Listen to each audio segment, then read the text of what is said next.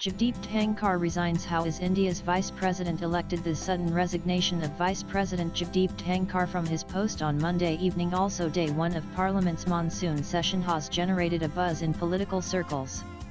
Dhankhar, who sent his resignation to President Draupadi Murmu, cited medical reasons for taking the step and said he is stepping down with immediate effect. To prioritize healthcare and abide by medical advice, I hereby resign as Vice President of India, effective immediately, in accordance with Article 67A of the Constitution, Dhankhar said in his letter. As per the rules of the Constitution, Deputy Chairman of the Rajya Sabha Harivansh Narayan Singh will take over the duties of Rajya Sabha Chairman VP starting Tuesday till a new Vice President is elected.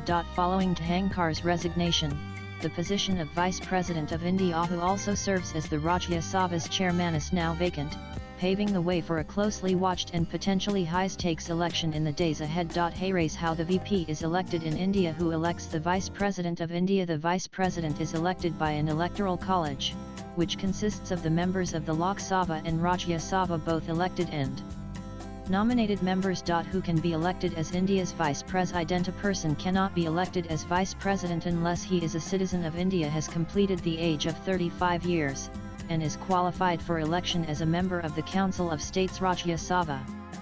A person is not also eligible if he holds any office of profit under the Government of India or a state government or any subordinate local authority. What are the other conditions to be fulfilled? Nomination paper of a candidate for the election in the prescribed form, Form 3, appended to the presidential and vice presidential elections rules, 1974, has to be subscribed by at least 20 electors as proposers and at least 20 electors as seconders, and has to be presented to the returning officer between 11 a.m. and 3 p.m. on any day appointed for the purpose, either by the candidate himself or by any of his proposers or seconders. The security deposit for the election of Rs 15,000 should also be deposited either in cash with the returning officer or a receipt showing that the amount has been deposited by the candidate or on his behalf in the Reserve Bank of India or in a government treasury should be furnished along with the nomination paper. The candidate is also required to furnish a certified copy of the entry showing his name in the current electoral roll for the parliamentary constituency in which the candidate is registered as an elector.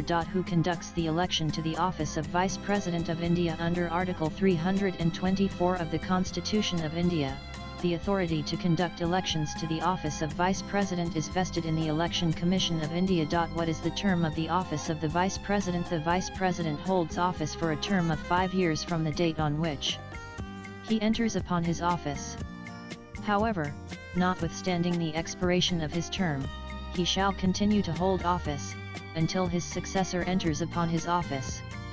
In the case of death, removal, or resignation of the Vice President, the Constitution does not provide any method of succession, apart from a fresh election.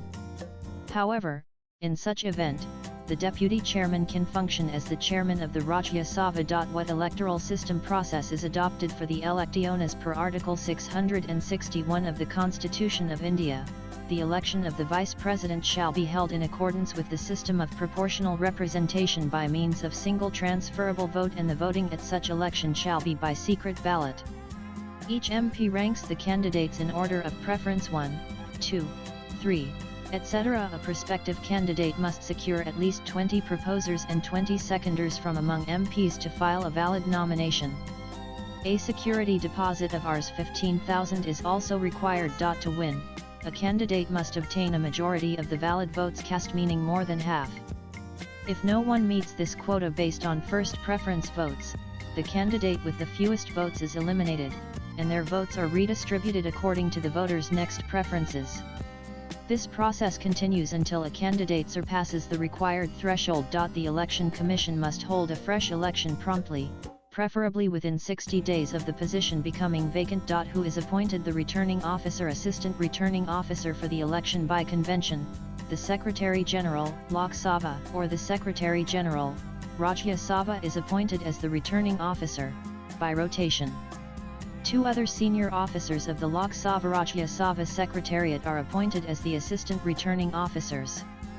The Election Commission of India makes such appointments. Whereas the election to the office of Vice President held a room in the Parliament House in New Delhi is generally fixed as the place of poll. How is the value of votes of members of the Electoral College calculated? Unlike the presidential election where the value of votes cast by the members of Parliament and of the various state legislative assemblies is different, the value of every vote cast in the vice presidential election has the same value, i.e. 1:1. Are the provisions of the anti-defection law applicable in vice presidential elections? No.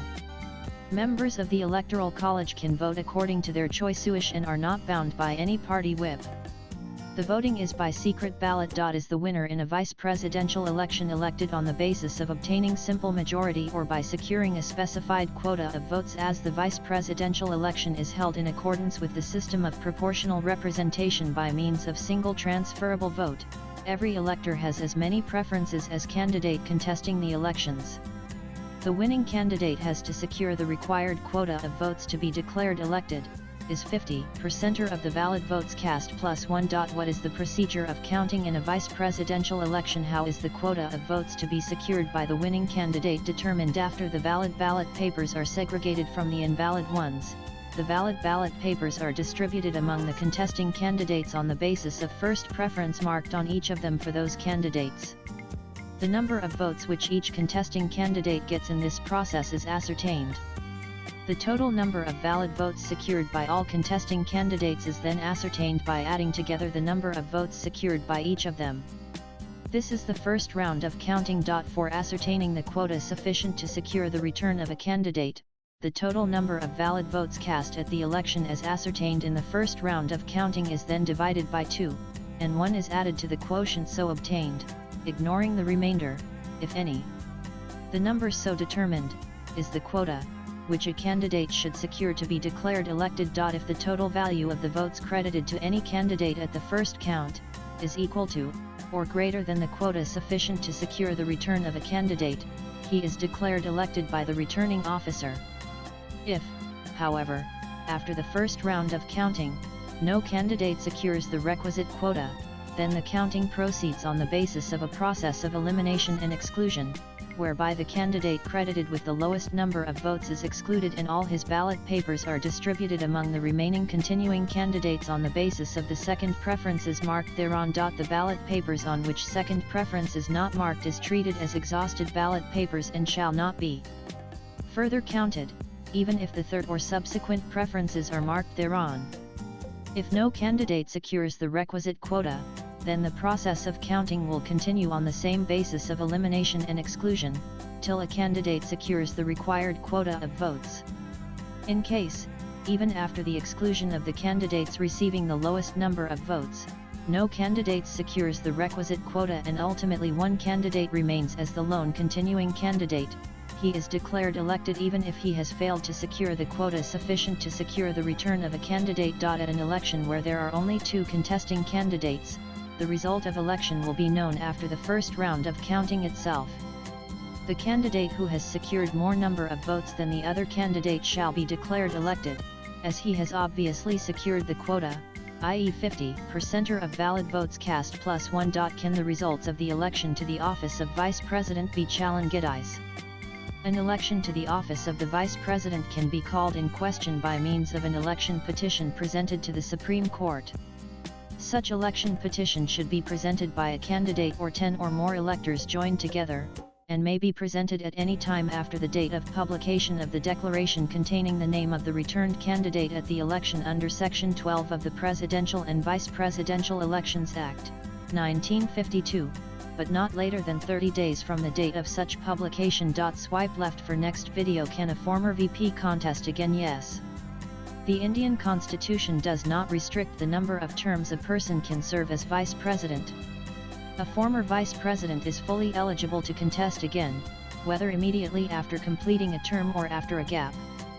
They can serve multiple terms if elected through the prescribed process. Latest vlogs.